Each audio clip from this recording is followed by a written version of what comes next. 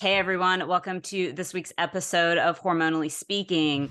This is going to be a super powerful episode, especially for those of you out there that either deal with MS yourself or have a family member that deals with MS, or even if you're concerned because it maybe runs in your family, it's a genetic issue, because there is so much more available around MS, in general these days, but what we've found from our guests today is that there's so much that you have maybe not full control over, but the choices that you make in your daily life impacts this issue and so many other issues too. So we're going to dive in with today's guest, who is Dr. Terry Wahls.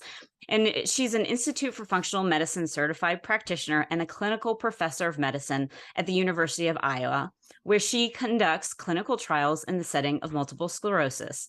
In 2018, she was awarded the Institute for Functional Medicine's Linus Pauling Award for her contributions in research, clinical care, and patient advocacy. She's the author of the Wahls Protocol, a radical new way to treat all chronic autoimmune conditions using paleo principles, and the cookbook, The Wahls Protocol: Cooking for Life. Learn more about the current study, efficacy of diet on quality of life in multiple sclerosis at wahls.lab.uiowa.edu. We'll have that link in the show notes. And then pick up a one-page handout for the Wahls diet at terrywahls.com/diet. Welcome, Dr. Wahls. Hey, how are you? I'm so glad to be here. Yeah, I'm so glad to have you here. What an amazing, just incredible work that you're doing. And then, for anybody that's not aware of you, although I'm sure most people that are listening to this are aware of you, you have a personal story that goes along with this area of research and this area of focus. So I would love to hear about that. So I'm a board certified internal medicine doc and was very happy, doing my academic work. But then my real education began because I developed some weakness in my left leg. I was out walking with my wife, Jackie, a half mile from home. My leg grows weak, dragging it to hobble home. And then when I see the neurologist, he says, "Terry, this could be bad or really, really bad." And I begin the workup. As I'm going through all the scans in the various diagnostic procedures. At night, I'm laying in bed next to Jackie, and I'm thinking about the fact I've had 20 years of worsening electrical face pain. My dad had myeloneuritis multiplex and had his pain become horrible over 30 years. And so, okay, I've got a progressive disease, and I'm praying for a rapidly fatal diagnosis because I don't want to become disabled. Yeah, I don't want to be a burden to my family. Yeah. 3 weeks later, I hear multiple sclerosis. I am a doc, so I do my research. I find the very best MS centers in the country. I know which one of their docs is the very best one. That's the person I go see. I take the newest drugs. So I treat my disease as aggressively as I can. 3 years later, I hear tilt-recline wheelchair. And my face pains have been getting relentlessly worse. I'm going to pain clinics, again, the best pain clinics everywhere. My 10-year-old daughter hugs me, as tears stream down my face when my pain turns on. And I ask myself, Terry, are you really doing all that you can? And that's when I go back to reading the basic science, and I'm reading PubMed, slogging through these basic science articles about the animal models of MS, Parkinson's, Alzheimer's, Huntington's disease, ALS, and I decide mitochondria are what drive disability. And so I again do slog through the research, figure out which supplements are helpful for mitochondria. And I can figure out that I do feel, a tiny bit better taking my supplements than when I don't. Then I discover using electrical stimulation of muscles. And it's in people who are paralyzed, who are never going to walk. Right. But they have a higher quality of life doing the e-stim. I ask my physical therapist. He says, this is e-stim. We use it for athletes to help them recover more quickly. Yes, I can grow bigger muscles, no problem, but I don't know that those muscles will talk to your brain. Right. So I could be putting ankle weights on your legs, making it harder to take the few steps that you are taking.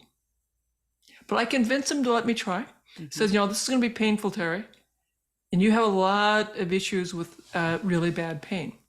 So we do this session, and it hurts bad. I mean, really, really bad. But when it's over, I feel great. And it's the best I have felt in years. Now, that euphoria is pretty brief. Sure. But he lets me do this every day for the next 2 weeks, or 5 days, every day in clinic.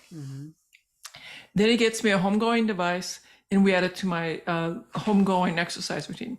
Now, keep in mind, I am so weak, I can do only 10 minutes of exercise, because if I do anything long, and it's really tiny little mat exercises. If I do more than that, I cannot function for about 36 hours. Wow. My mind is still pretty clear. I can take a few steps using 2 walking sticks. Otherwise, I'm in a tilt-recline wheelchair. I am too weak to sit up. I can only sit up 10 minutes. I have a special chair, a zero-gravity chair in my office, and I'm staffing residents, laid back with my knees higher. And at home, I'm in a zero-gravity chair when I'm with my family. And that's how I eat. And my my wife's really afraid, like, dear God, I'm going to choke and Right. have aspirations. Yeah.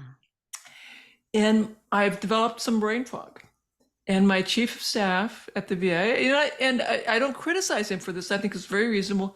He assigned me to the traumatic brain injury clinic. I was going to start in January.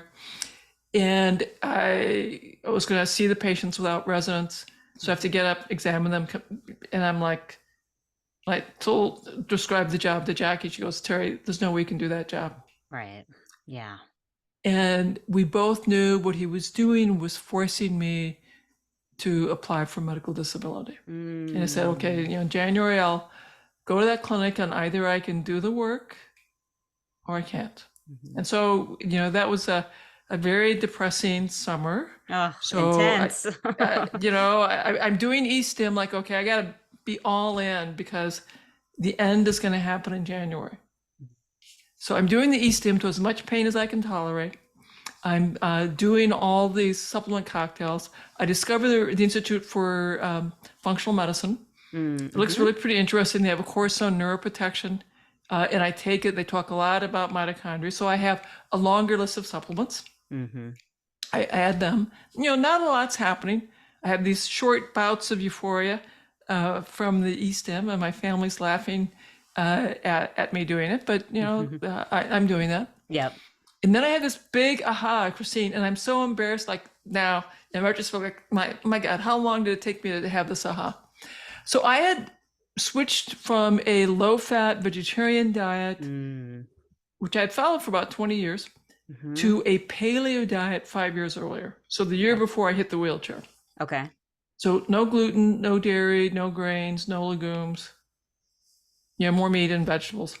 But I asked this question, like, okay, I have this long list of nutrients I'm taking in supplement form. What if I figure out where they were in the food supply? And I redesigned my paleo diet. So now it's very specific what I should be eating to maximize, there were like 18 different things that I had identified as important. So that was a few more months of research. And I start this new way of eating December 26th. And the other thing that I do is sort of interesting is, like, if it's not organic, I'm not eating it. And now keep in mind, December 26th, I'm going to have brain fog. My face pain is certainly getting more difficult to turn off. The future that I know, based on having watched my dad, is that eventually my face pain is going to turn permanently on.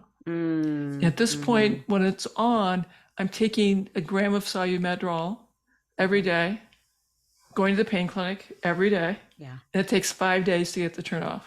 Wow. Yeah. And so when it's turned on, touch, light, sound, chewing, swallowing, speaking triggers the most horrific electrical pain I've ever known. Worse than surgery, worse than broken bones, worse than active labor, by far. Mm. So I'm a big conversation with Jackie. I rewrite my living will. So if I stop chewing, talking, swallowing, there's no feeding tube, no IV fluids. Yeah. So yeah, it gives me great comfort. Like, okay, the end will happen. Right. Right. And we do all of that the summer of 2007. Okay. January comes, I go to this new clinic and I'm like, okay, this is it. I'm not gonna be able to do this job. The first 2 weeks, I just have to watch. And Jack and I like, okay, I should be able to watch for my, wheelchair, all the way back. Third week, I have to start doing, the exams.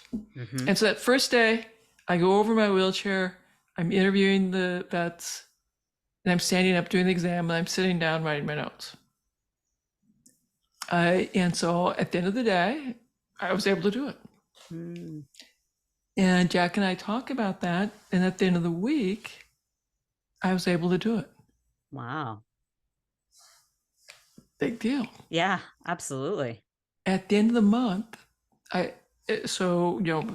about 5 weeks of this new way of eating, and, zapping the hell out of my muscles as much pain as I could tolerate. And by the way, when I was doing that, I'm sweating. Yeah, because it's so painful. It's like, I knew this was it. Yeah. I was all in. Yeah. I tell Jack, I want to sit up in a regular chair for supper. And we get the chair, and I sit up for supper. Wow. And my physical therapist says, Terry, you're getting stronger. He advances my exercises, increases the time, and we begin, advancing my exercises. And then in February, maybe it was March, it's all sort of blurs now. Sure. I began walking a little bit more at the hospital, stunning my colleagues who saw me in the hallway walking with my walking stick. Like, oh my God, they're like, you're reversing things here. Yeah. And they think I'm on Tizap. So no, I was on that several years ago, didn't do a damn thing. And I explained, like, I retooled my diet. And I showed them my eStim device. And so then I start walking with one walking stick, then without any walking sticks, and people are like, oh my God, what's happened? Yeah. And then, in April, I'm walking around the block and I tell Jackie, you think I could try riding my bike? Well, I haven't done that in 6 years. And she says, if things keep going well, maybe this fall. A couple weeks later, it's Mother's Day. I really want to try riding my bike.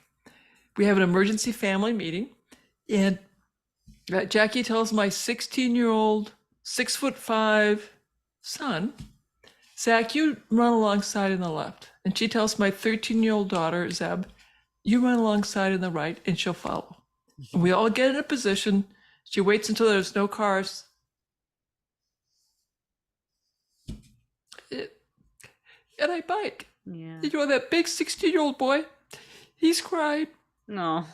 The 13-year-old, she's cried. Jackie's cried. And as you can tell, when I tell this story, I cry again. Yeah. Because that was the moment I understood that secondary progressive multiple sclerosis, which I had understood was irreversible once you lost function, that nothing ever came back. But now things were coming back. And who knew how much recovery might be possible? I kept biking a little more every day. And then in October, Jackie said, let's sign you up for the Courage Ride, 18.5 miles. Whoa. From May to October. So we signed me up. And once again, we're all crying when I crossed that finish line. And that fundamentally changes how I think about disease and health. It changes the way I practice medicine, and it will change the focus of my research. And I'm sure we'll talk about that. And forgive me, I got to wipe my nose. Yes. Because, this is a very emotional, personal thing that I'm discussing. Yeah. And I think the power coming from a doctor going through this experience, right? It takes it up 10 notches for a lot of people, because I know a lot of my clients, people that come to me, they struggle with, any level of chronic illnesses that are impacted in so many different ways. And they, maybe go to a doctor that doesn't really understand Oh that. yeah. And so to have you share your experience and this sort of, heart connection that I think you set up in sharing that experience with people, and that people can really be seen within your story. And they can see themselves. Yep. I treat my disease aggressively, and I think Hmm. it's appropriate to treat your disease aggressively. Yeah. You don't want to be in a wheelchair. You don't want to become demented. But for a long time, I gave all of the control to my physicians. Said, I'll just see the best people, follow their advice. And I thought a very low-fat diet was the right thing, Right. but it wasn't the right thing for me. Right. The paleo diet, I thought was the right thing, Hmm. and it was, Hmm. but not right enough for Yeah. me. Yep. And so I kept trying to do all that I could. Hmm. And fortunately, I was able to eventually, through brute strength, reading, searching, tinkering, found a program that I was designing for my mitochondria, for my cells, Hmm. that did the unthinkable, Hmm. the unimaginable. And what's really quite remarkable is, I was remarkably better, Christine. I'm walking around. My pain is gone, my fatigue is gone, my mental clarity is improved. But I had accepted what all of my physicians had told me is, with secondary progressive MS, functions once lost are not coming back. So as part of my adaptation strategy, I let go of the future. Mm-hmm. Hmm. I said, I'll just get through today, Yeah. whatever today brings. Yep. And so I had no idea what walking meant. Mm-hmm. I had no idea what being pain-free meant. Mm-hmm. I had no idea what having plenty of energy meant, because that was just happening today. Right. Right. Because I'd let go of the future. And then when I rode that bike, it's like, I don't know how good my future could be, but it might be pretty good. Yeah. I don't know how close I'll get to normal. Mm-hmm. And my kids laugh, say, Terry, Mom, you'll never be normal. So, quit trying to quit talking about that. You're never going to be normal. Yeah. And, I think I definitely want to kind of dive into the mitochondria here in just a moment. But what you just said about sort of letting go in ways of what we have this ideal of what the future should look like, and sometimes that can get us too caught up Mhm. in I think it's really important, obviously, to, when you are able to keep a positive mindset, but definitely living out here, I think, can hinder the healing sometimes. And what you're talking about is really taking that day by day and step by step. Yeah. It's interesting that I'd accepted that I'd never recover. I was just going to get through my day and find meaning in what was happening today. So I had to reimagine parenting. Mm-hmm. And one of my really big ahas was, for me, the most important thing was that my children would grow up to be successful emotionally and financially, and that they were going to watch me. Mm-hmm. And what they saw me do was going to be more important than what I said. And they could either see me giving up Mm-hmm. into the despair that I felt. Let me tell you, I certainly Sure. felt plenty of despair about my future, bedridden, demented, dying with intractable pain. Mm-hmm. So horrible future that I knew in my heart was my future. Right. Or they could see that, by God, I was doing everything that I could every day, doing my little exercises, doing some meditations every day, and giving them chores, which they, developmentally, they of course were pissed off about the chores. How dare you? But now, and so I'm getting more and more disabled, and my inner mantra was, your kids are watching, keep doing the best you can. Because they're going to have really difficult times that they will have to endure too. Right. Absolutely. And they will have assimilated that, yep, Yeah. well, I had difficult times and I just kept doing the best that I could. every day. And, Yeah. and now it's interesting, my children are adults, 31 and 28, and they talk about, certainly incredibly hard for them. That would be an adverse childhood experience to see your parent become progressively more disabled, very tough thing for them to have grown up with. But also the gift of seeing me do my little workout and meditations every day. Yep. And just like, yep, life's tough, but you do the best you can. Mm-hmm. And then, they got to see like, oh my God, it worked. Right.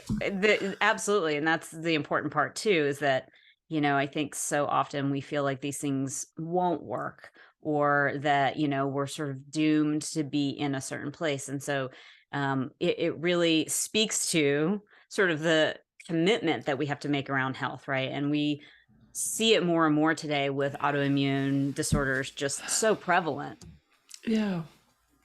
Yeah. I'm having this conversation with my research collaborators. So I finally have attracted a nice cadre of some basic scientists who are trying to understand why my interventions work, who are really good on one molecular pathway. And we have this conversation like, yep, what you're doing helps understand physiology, doesn't understand health. If you want to understand health, now it's a much more complicated network interaction. And so what you need to do is pair yourself with someone who does a diet and lifestyle intervention, and then look at the molecules behind the whole intervention, as opposed to looking at just one molecular pathway. That will never create health, because if we look at your cells, my cells, every second there's 2 million chemical reactions that keep everything sort of, within the control variables. Nutrients can't be too high or too low, or things get out of balance. So you have to keep everything sort of in range. It's a very complicated network.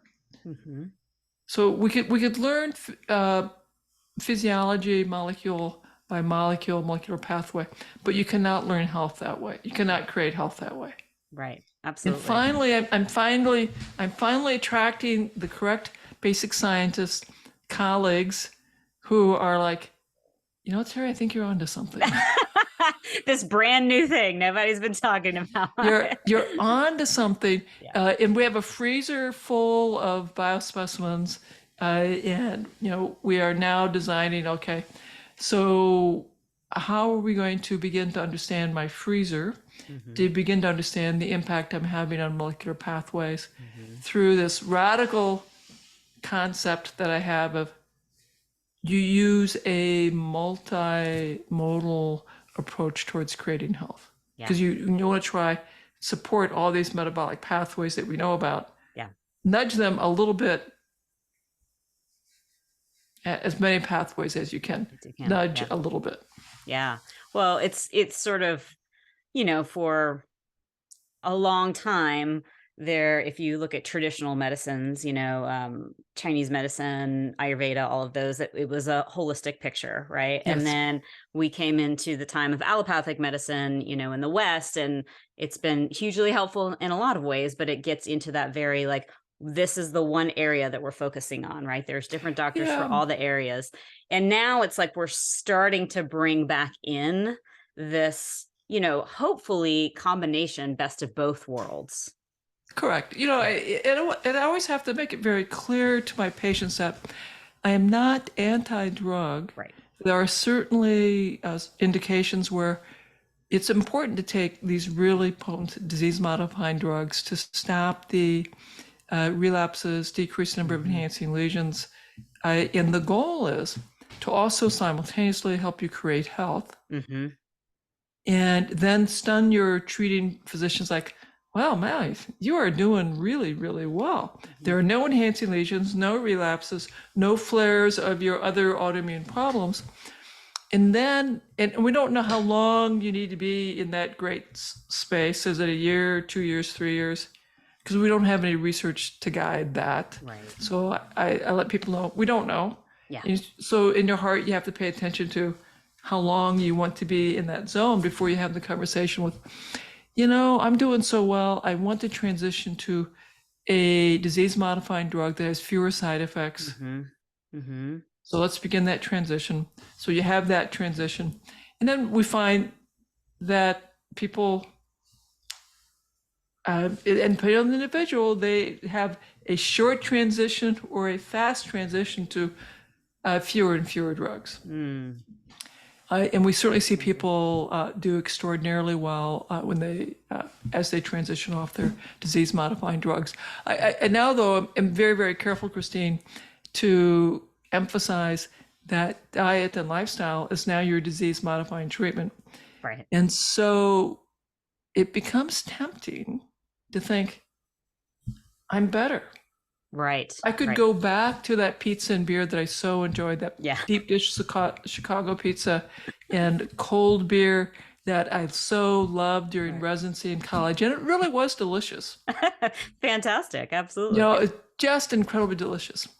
And we see people, forget and have some foods that are very inflammatory for them. So now suddenly they get a severe flare of their autoimmune disease. Right. And their specialist will say, see, I told you this doesn't work. Right. And I want to be in the other ear saying, see, I told you that abandoning your diet and lifestyle means that you stopped your disease-modifying treatment abruptly. And of course, you're going to have a rebound. Going to have inflammation. Absolutely. Yeah. And so we try very hard when people are as they experience success, is to have them understand our diet and lifestyle becomes the most potent disease-modifying treatment. And if you abandon it because you go back to a terrible diet, you go back to stress, go back to terrible sleep, go back to sedentary lifestyle, those are the disease-promoting troubles that will cause your disease to flare. Yeah. And everyone who's listening, whether you do have an autoimmune illness or not, this is the same information that they need. This is true for any health issue. Christine, we should also mention the prodromes because many of your audience may not yet have multiple sclerosis or an autoimmune disease, but they may have some of these prodromes that we now know are like 5 to 15 years ahead of the overt diagnosis of multiple sclerosis, inflammatory bowel disease, rheumatoid arthritis, systemic lupus, or any of the other 80 known systemic autoimmune diseases that are really, terrible for wrecking your body. So those prodromes, and I can talk about this from my own experience, because so as an adolescent, I had migraines, I had severe headaches, I had really painful periods, and I had exercise-induced asthma, thickened skin over my knees and elbows, not overt psoriasis. Okay, so all this is showing up age 12 to 18, but I'm still really, really strong. I'm an athlete on the farm, hardworking farm kid, very, very strong. Go to college, get into taekwondo, and I'm very good at that. And I compete nationally, and I'm giving people concussions. Occasionally, I get one myself. Yeah. And so concussions and all those things I just listed increase your risk of MS and autoimmunity. Right. Then I start having my first neurologic symptom during medical school. And that was electrical face pain, trigeminal neuralgia, which is common in MS. It's not a diagnostic criteria for clinically isolated syndrome yet, but I expect it will be. Probably in the next time they do the McDonald's criteria. Then I have an episode of dim vision that in retrospect was optic neuritis, but fortunately no one told me that because I had kids. Had I known that I had MS, I would not have had my 2 children, so I'm so grateful. I had endometriosis, so infertility. Yeah. And by then I also realized that the thickened skin on my elbows and knees was really mild psoriasis. So I'd given myself steroid creams, got those under control. My migraines are worse. My trigeminal neuralgia is worse. And again, infertility is in endometriosis are increased in people who go on to have autoimmunity. Right. Yeah. And the other thing that it can be a proto is pain. That, tenosynovitis somewhere, pain in your hands, your feet, that we try a variety of things, never get really good control. In the next 5 to 15 years, often that ends up being progressive MS. Interesting. So the common prototypes, let me list them for your audience: migraines, chronic headache, asthma, skin problems, infertility, pelvic pain, heavy periods, endometriosis. The only one that I didn't have was chronic progressive pain. And I'll tell you, the reason I didn't have that is because as a farm kid, if you ever complained, you just got more chores. Right. So you pushed down that pain. So, I wasn't going to admit that I had pain because hell, that's, that was just part of my upbringing was, so you have pain. Yeah. Right. Just keep pushing forward. Just keep doing life. Yeah. So what? You have pain, not a big deal. Just, you have chores to do. Life is here. You just keep going on. Yeah. So go ahead. Yeah. Finish your thought. Those are warning signs that something's not working right in your body, that you don't have full health and vitality. And if you don't have someone help you work at getting your health back at the cellular level, in 5 to 15 years, you're going to have a systemic autoimmune problem, whether it's MS or lupus, psoriasis, Behçet's, or any of the 80 known autoimmune diseases, or the 200 autoimmune processes. That shit's going to happen. Yeah. There it is. Yep.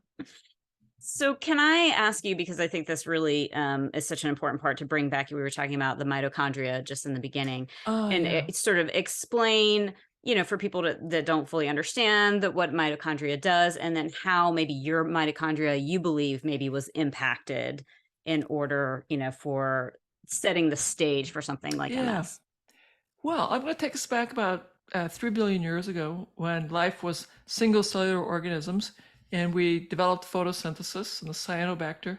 The oxygen level rose and killed off, we think, like 98% of all life. One of the, over millions of years, a bacteria evolved that could handle oxygen very effectively to make adenosine triphosphate, or the energy currency molecule that all life uses to help us drive the biochemical processes, those 2 million things that have to happen every second to keep it, life going. So these ancient bacteria were really good at using oxygen. They developed something called the electron transport chain. They got engulfed by bigger bacteria, and over again, millions of years, these new organisms were very efficient, became multicellular, became plants, became fungi, became animals, evolved to include movement, and eventually all of the organs that we have, our nervous system, blood vessels, bones, etc. But they're all dependent on the efficiency of these little mitochondria that generate the ATP, which is like the currency molecule in our cells that we can use to make the chemical reactions happen. Because every chemical reaction has a little tiny cost. And so you got to pay for that, and we pay for it with the currency that our mitochondria can make. And so if the cell has really important work, there's more mitochondria in that cell. And the cells that have the most mitochondria, brain, retina, heart, and so as the mitochondria can't work quite as well, don't generate quite as much currency, the biochemical reactions don't happen as efficiently. And so that organ can't work as efficiently. So that shows up as fatigue, brain fog, irritability because we can't manage our emotions and interpret the social interactions correctly. So I'm pissed off more easily. Right. So I'm more anxious, I'm more angry, more irritable. I have fatigue. My vision's not quite as good. My heart won't be as effective. Eventually, my muscles fatigue more. Eventually, my organs can't make insulin and hormones as well. They can't get rid of the trash as well. And so, overall, the health and vitality of the organism declines. All right. And so it's really interesting that early on, I figured out mitochondria were key to getting healthy. And so I really focused on the supplements that support the electron transport chain, magnesium, zinc, selenium. I threw in some iodine. I All knew good all for the the B vitamins. thyroid too. Yep, all these B vitamins were really important. Some lipoic acid, carnitine, CoQ. So I've taken, a fistful of supplements. It's really pretty interesting. It all, focused on what I was learning, going back to my biochemistry that I learned in medical school. Like, okay, what are the cofactors? How do I make all this happen? Pulling out my text. And all those supplements were helpful. I've certainly felt worse without them. But what is truly fascinating is that the magic happens when I redesign my paleo diet based on this, this complicated list of supplements and said, where's it all in the food? To me, and this is what I keep telling my research team is, life is really complicated. It's very naive for us to think that we can identify all the key ingredients and that those are enough. Right. It's much more complicated than that. And that's why I think the emphasis on food and lifestyle will be much more effective. And supplements certainly can be very helpful in the beginning. Sure. So yes, I still use supplements, and yes, I still feel better when I take my supplements. And probably, I certainly, there's plenty of reason to think I have damaged mitochondria for a variety of reasons, in that my mitochondria need continued support, Right, support. perhaps. And my kids will probably need far less because we're figuring this out much earlier. We didn't figure out for me until I was 52. So, right. Yeah. It's. Do you feel like there was a genetic component to the mitochondrial function? Oh being yeah, lowered? sure. So absolutely, and for all of us, there's the genes that happened. There's the epigenetics I have, from my parents, grandparents, great-grandparents, and I can sort of look back at the physical traumas that they experienced. Right. Yes. That got, passed on to me. So that's absolutely part of it. Yep. And infections, Right. and that we're probably more vulnerable to infections because of toxic load. Yeah. And after World War II, all of us got exposed to a lot more toxins through our food, through our agricultural practices, industrial practices, and through our own occupations and our hobbies. So I've got that, which probably made me more vulnerable to a variety of infections.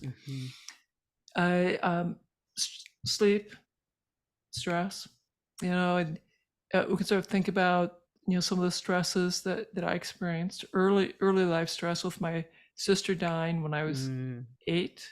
Huge life stress that would hit my family for many years. During medical school and residency, I'm gay. I was trying to not let people see my real self. Right. And that's at a time where if people knew that you were gay, I could be thrown out of medical school, lose my license.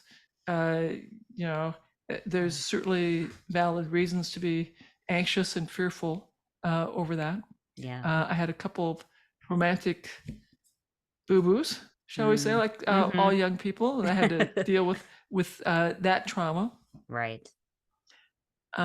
So, Yeah, life there is it is. messy and Yeah. hard.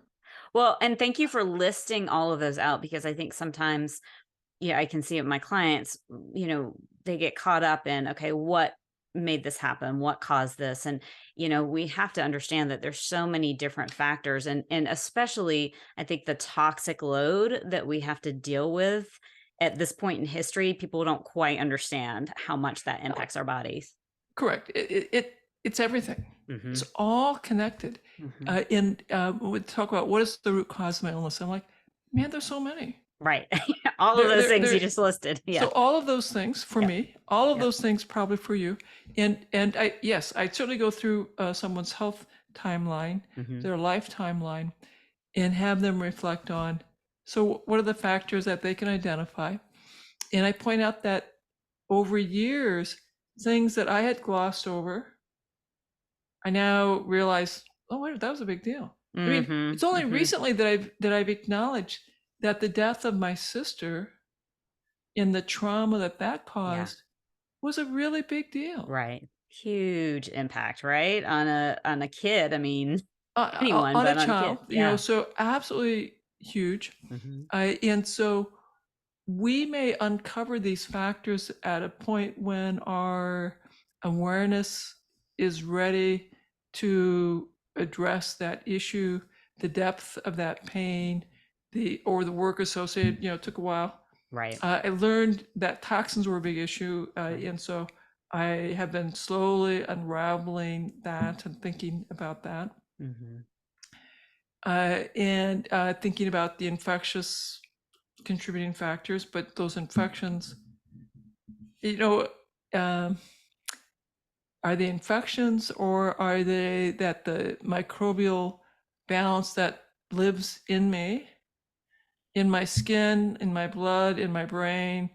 And it's sort of shocking to know that we have these microbes. Everywhere. They never really leave us. Right. So is the problem that I have the microbes, or is the problem that I have the microbes out of balance and I Right. need more and different microbes? And we don't know. Right. Those are big questions that we do not know Are the there correct answer to. some gut bacteria that is linked to MS? What I think is truly fascinating is it's all over the board. And the Australians see different microbes than the Japanese, than the Americans, than the Europeans. And so my simplistic thinking about this is it's not the microbes, it's what the metabolic impacts of the microbial community. Mm-hmm. So, Mm-hmm. we've got about 25,000 genes. My microbes have, we think, between 5 million and 9 million genes. Mm-hmm. And over the ancestral mothers that you and I have, we've had mutations where you can't do an enzymatic step anymore. Right. Right. And so that's how our DNA got trimmed down to 25,000 genes, because we kept exporting. Mm-hmm. What if we had a mutation, so step XYZ could no longer happen, but our microbes could do it? No big deal. Mm-hmm. The gene was exported to the microbes and the offspring survived. So we got down to 25,000 genes as long as we have the right microbes. Right. And our ancestral mothers had a variety of microbes that could fulfill that niche.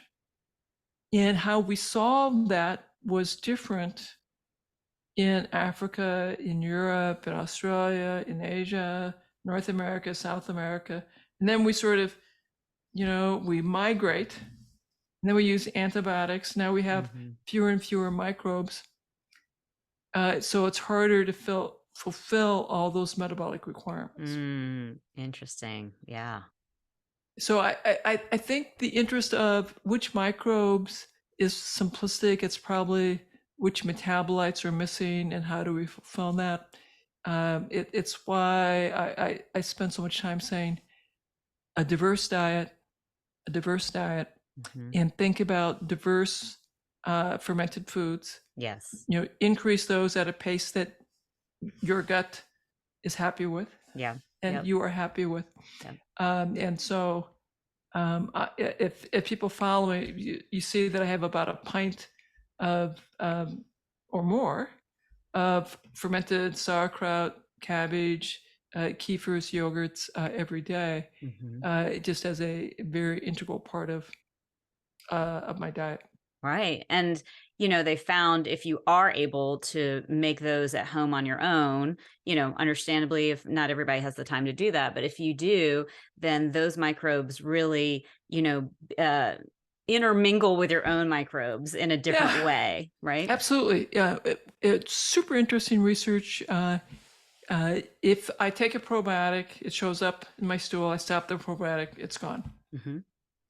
If I have 6 servings of fermented foods, and by the way, that's just a cup and a half, so very easy to do in my mind. Hmm. And I do that for a month. Hmm. I change my microbiome, and then I stop. And you know what? They're still there. Still there. Yep. Yeah. So it will actually colonize and live in your gut. In a different way. So that's why if you will tolerate it, Yeah. and you have to maybe do this very, very slow. It's a great way to make your microbiome in your gut a bit more diverse. And I love that you shared that, not only because it's important information to know, but I think sometimes I can do this, my clients can do this. We think, okay, what is the supplement? What is, the thing that I can take, when again, we're showing that it comes back to food first, right? Food Food has first, to be food first. first. Yeah. And yes, if somebody has sufficient economic resources, I'll do a wide variety of testing. So that can give you very helpful information to suggest some supplements to fill the gaps. And then, 6 months to a year, retest. And then you can trim.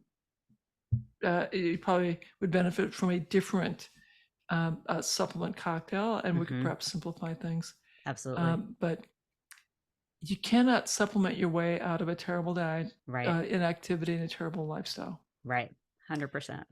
And I want to remind everyone, I was at the VA for the traumatic brain injury clinic. We had great results. Then in my primary care clinic, I started doing what I did, talked about diet and lifestyle. Very, very basic VA kind of primary care labs, CBC, vitamin D, homocysteine, Yep. B12, folate. Like that was it. Yeah. Folks, that was it. I also would get a fasting glucose A1C. Right.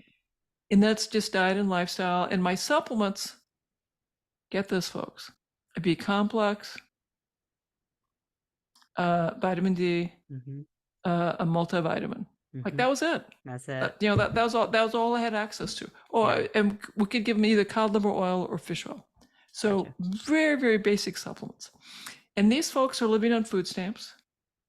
They're disabled. They haven't worked usually in years. And they're shopping in small town Iowa, small town Missouri, small town Illinois.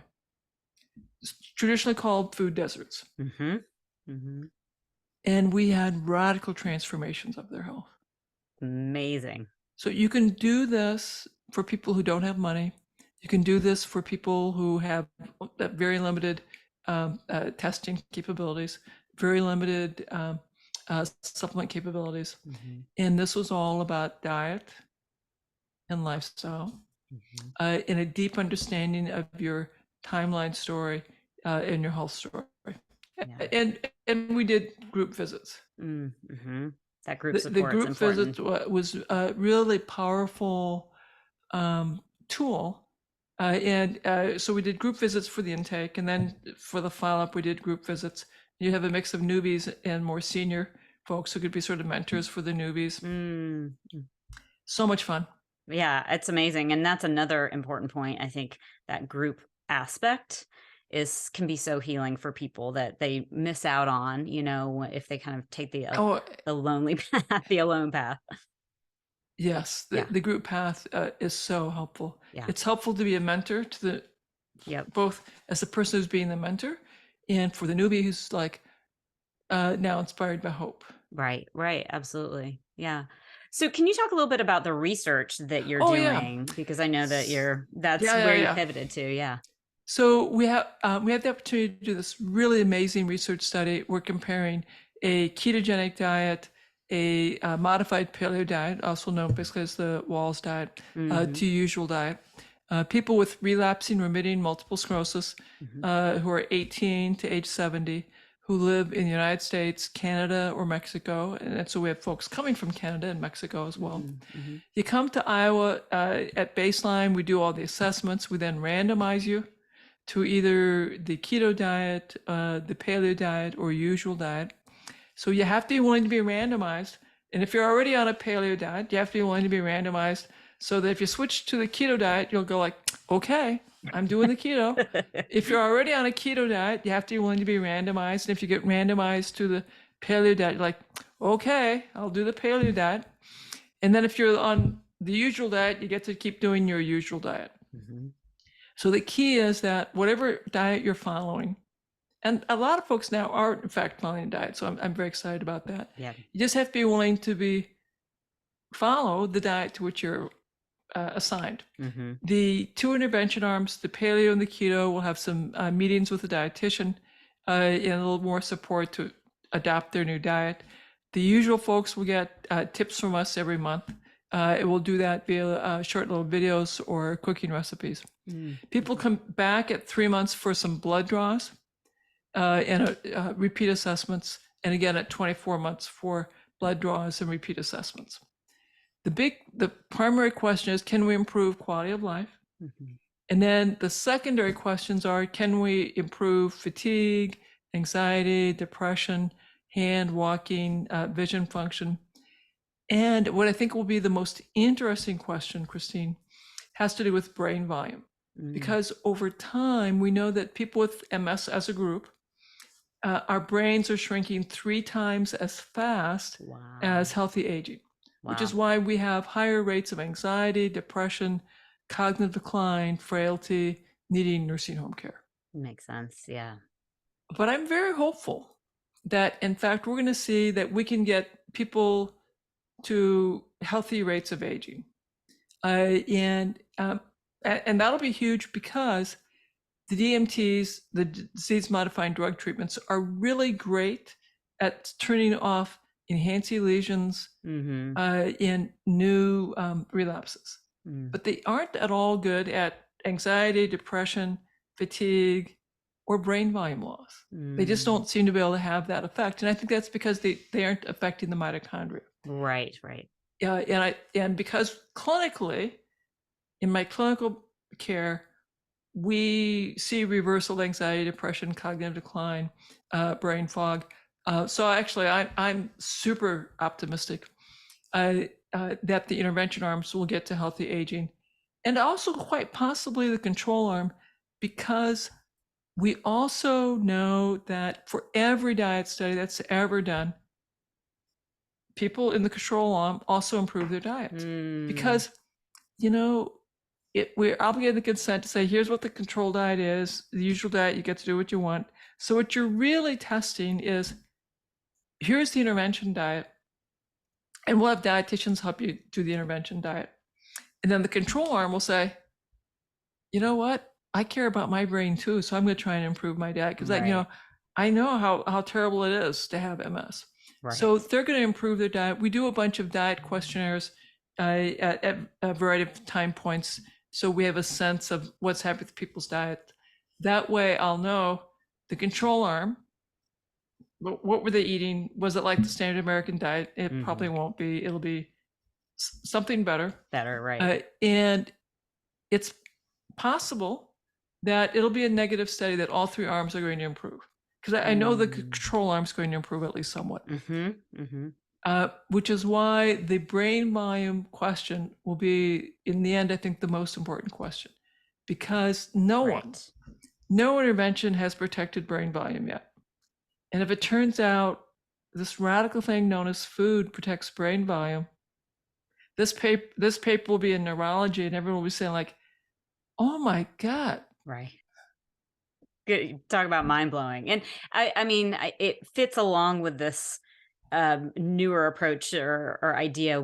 For so long we always thought just in general the brain diminishes as we age, Yeah, right? And now we're seeing that it's constantly can be reinvigorated essentially and create new neural pathways and all of these things. absolutely. We are continually remodeling our body based Hmm. on use and demand. Hmm. So if I don't use my muscles and bones, they disappear. Hmm. If I'm not using my brain to pay attention and learn every day, Hmm.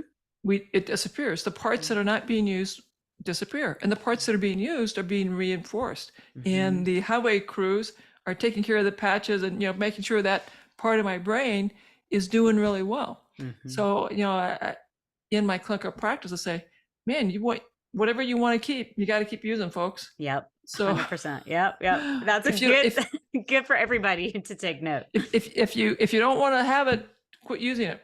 Yeah. And so let me tell people the easy link to find out about our study is terrywahls.com/MS study. Okay, great. We'll make So, sure that that link's in the notes too, in the show notes, so people can go directly there. How long is the study? How long does it okay, last? so it's a 2-year study. We have had, I think we've got 85 people in. Okay. We want to get 156. So there's 71 more spots left. Okay. So if you're in Mexico, the United States, and Canada, Hmm. and you're willing to come to Iowa at month 0, month 3, month 24, we want to have you. Okay. We're on a sacred mission to change the standard of care. We have to have randomized controlled trials. This I think will be one of the largest, longest studies ever done in the study of MS. It will be, and I tell everyone we are, it's a very sacred mission. People who want to be in our study, because we can't do it without you. We Mm-hmm. cannot change the standard of care without Hmm. people willing to come be in our study. Right. Absolutely. It's hugely important work that you're doing. So thank you so much for doing it and bringing all of your own wisdom to it. So do you still work with patients one on one at this point As a too? matter of fact, I do. We have Okay. a very limited private practice. Okay. We also have some group programs. Okay. And this summer, we'll be having a free MS summit where I'm interviewing all sorts of folks talking about, uh, this radical idea that there are things we can do All right. to better control our symptoms and improve our outcomes. So I'm very Great. excited about that. I'm Great. still So working on everybody those can just interviews. head to your website to learn about that Yeah, well, they won't learn about that just yet. just yet. We will have announcements about it at the end of June, Okay. and then because if you tell people too soon, Absolutely. we're all It's that busy. right amount of time. I'm assuming they can sign up for a newsletter Yeah, and you maybe certainly be want to go to my website, and I'll get you that link. It's terrywalls.com/email, so you can be on my email list. And that's really great because every week I look at the research updates for MS, for dietary trials, for behavior trials, Mhm. and exercise trials. And I'll comment on a couple of papers that I think highlight that there's stuff that we can do under our control Right. that is research driven. So we have that coming out every week, incredibly helpful. Perfect. All right. We'll make sure that people have the links to all of those places because that's such good information and keeping up Oh, with everything. one more thing I should encourage people to do is follow me on Instagram, Okay. Yeah. because then you get to see what I'm eating, what I'm doing. Nice. That is, I think, fun and inspiring. We've created a couple of apps to support people in this journey. Oh, One is good. the Wahls Diet app. Hmm. It's a great way for meal plan cooking recipes. And then a mobile program for the Wahls Protocol that you get support via your The phone. good old phone. Yeah. Perfect. That's lots of wonderful options. So thank you for doing that for people too. Because again, that keeps you kind of uh, connected to the group support aspect. Absolutely, Hmm. absolutely. We try to give people many tools to support their journey. There's a lot of stuff you can get free. If you want to spend just a little bit of money, we have some support tools. And Um, you can get on the waiting list to come see me because we do see a handful of people as well. Okay, great. Well, Dr. Walls, thank you so much for your time today and sharing all this powerful information because again, as I said in the beginning, whether you have MS or don't, or, family member, this is such important information across the board for autoimmune diseases and prevention tactics, Oh, I mean, absolutely. even if you don't have, these are the things that goes back to the basics again and again. And I think we forget that, and really like honing in on those. So thanks for bringing sort of the science behind all of that today. Absolutely. Yeah. Okay, you guys, thanks for being here, and I'll see you next time.